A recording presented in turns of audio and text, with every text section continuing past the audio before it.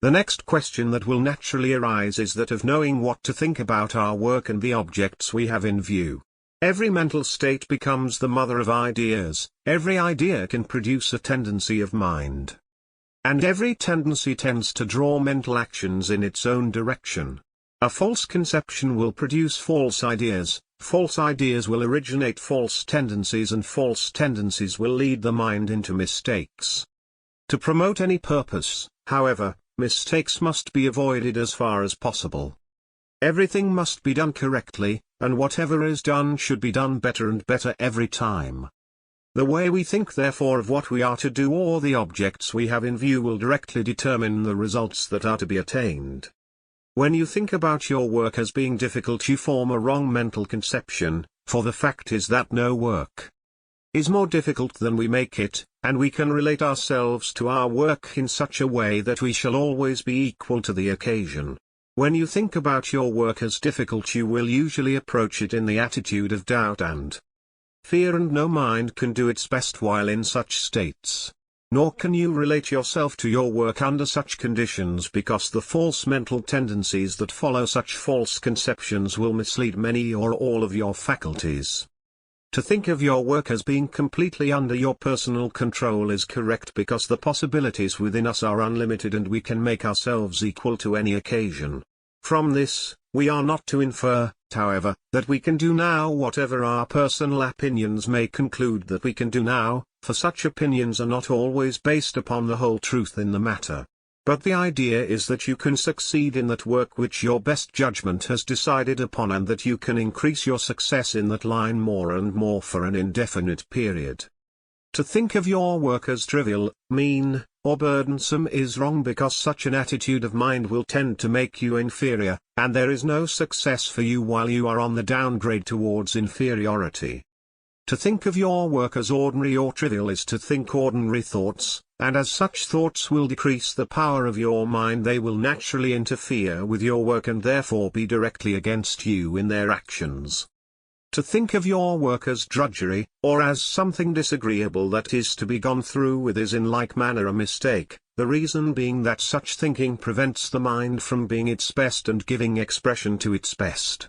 You cannot give your heart and soul to that which you despise, and you cannot do your best in any kind of work unless you give it your whole heart and soul. If you want to think and work for results, you must love your work, and you can, though such love is not to be sentimental, but rather the feeling of intense admiration for those lines of action that you know will lead to greater things. Think therefore of your work as a channel through which you are to reach the higher places of life, because that is what your work really is if you approach it in the right way and apply its possibilities on the largest scale. To find fault with what you have accomplished is wrong, as it tends to turn attention upon defects and inferiority. Every mind should constantly expect to do better and should with every effort try to improve upon what was done before, but no actual or chronic fault-finding must be permitted. To find fault with what you have done is to belittle yourself, in brief, to place a wet blanket, so to speak, over your hopes and aspirations. Instead, you should think of your work as very good considering your present development, but you should set your whole heart and soul upon the attainment of something far superior. Think constantly of your work as being susceptible to perpetual improvement. Then proceed to make that thought come true, and you will positively succeed. Every mental process that you turn into your work must be constructive. Your object is progress towards the goal you have in view. Therefore, every process that you place in action, whether in mind or personality, must be a building process. But your desire to make those processes constructive will not alone make them so. The idea of constant enlargement must be the very soul of every thought. And the whole of your mentality must live and act in a state of expanding consciousness. In the growing mind, there is an interior ever-increasing feeling of the consciousness of enlargement and expansion which we should cultivate extensively, and in this feeling, every process of thinking should move. The thought that you put into your work will increase or decrease your capacity, and will consequently either promote or retard your progress. And here we should remember that the thought you put into your work is the thought you think while you work. While you work, you are actually giving a part of yourself to that which you are doing, but if you are giving your life and power correctly, you will receive more than you give, that is, the reaction will be greater than the action. In order to give correctly of your life and power in this manner, or rather to think correctly while at work, every mental action in expression at the time should be permeated with the spirit of expansion, improvement and advancement. In brief, you should feel that the effort you put into your work is actually developing yourself. And this is precisely what is taking place in every mind that thinks scientifically, constructively and according to a definite purpose while at work. It usually arises from unpleasant experiences such as disappointments from failure or defeat, and is therefore easily removed by training the mind to count everything joy, and by resolving to go in the win, no matter what present conditions may indicate. When we look at life from the higher viewpoint, from the viewpoint of the real greatness of man, we will lose neither hope nor courage though we fail repeatedly. From this viewpoint, we discover that every failure can be made a stepping stone to success, and we proceed to use failure in that way whenever it appears. If we are to use failure in this way, however, we must never permit ourselves to fall into despair but must meet every occasion in the attitude of complete self-mastery. Every failure is simply valuable energy gone astray, and if we approach this misdirected energy in the right attitude we can regain its possession and cause it to work for our advantage. Therefore, those forces in our present circumstances that may seem to be destructive can be changed and made constructive. The reason why is simple. If we can change the direction of our forces or circumstances by the wrong action, we can also change the direction of those forces through the right action, and thus cause those forces to work according to our purpose and plan. In consequence, when failure comes we should not give up in despair, but should cheerfully and masterfully gather together the scattered forces and redirect them toward the construction of greater success than we ever knew before.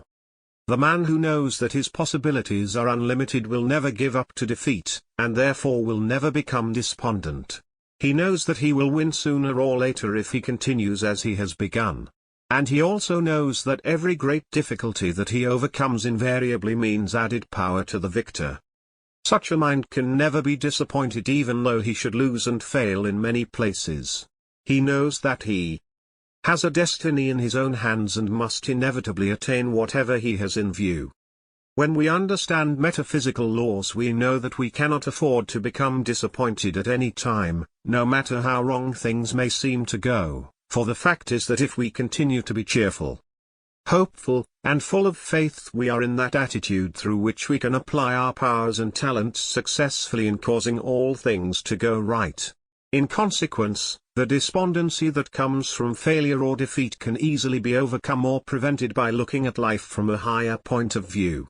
When we know our own possibilities and are constantly learning more thoroughly how to master and control our fate, we shall never mind a few reverses. They are but temporary, and under the hand of the mind that knows, will soon give way to order, advancement, and greater achievement. The progress of anything will necessarily depend upon the methods employed. Therefore, the way we plan for greater achievements and the methods we employ in promoting our advancement are matters of extreme importance. Every plan should be directly related to the purpose which it is intended to promote, and every method we employ should be based upon the laws required to carry it out. It is also important to increase the capacity of every new plan as much as possible.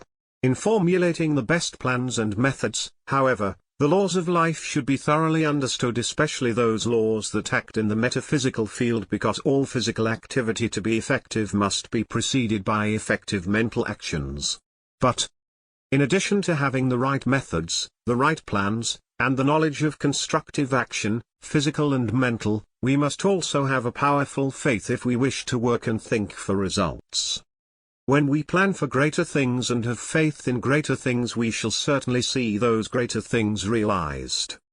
In fact, the power of faith in the promotion of any plan or purpose is so great that no one can afford to give it otherwise than the most thorough attention. Through faith in one of its phases is what may be termed a mental attitude, an attitude with an upward look. Still, it is in its most important phase a positive mental force. The mental force or action of faith is always elevating, expanding, and constructive. Therefore, to have faith in yourself and in your work is to cause all the powers of your mind to become elevating, expanding, and constructive in all their actions.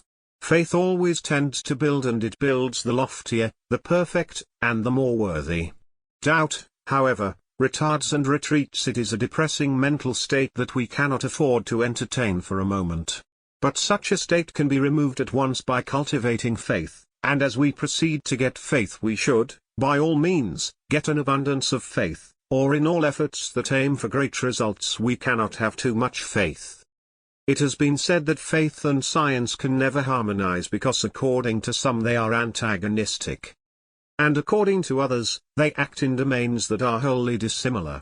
But no matter what the views of the past may be on the subject, the fact is that there is nothing more scientific than faith, and also that there is nothing that will aid the mind more in becoming scientific and constructive than a thorough realization, as well as expression, of the spirit of faith. The more familiar we become with real faith, the more convinced we become that faith is indispensable in every effort we make, physical or mental, if the best results are to be secured. In fact, faith must be made the very soul of every thought, and the living spirit of every mental action. For this reason, we realize that no greater step forward can be taken than to give faith the first place in life if our purpose in life is to think and work for results.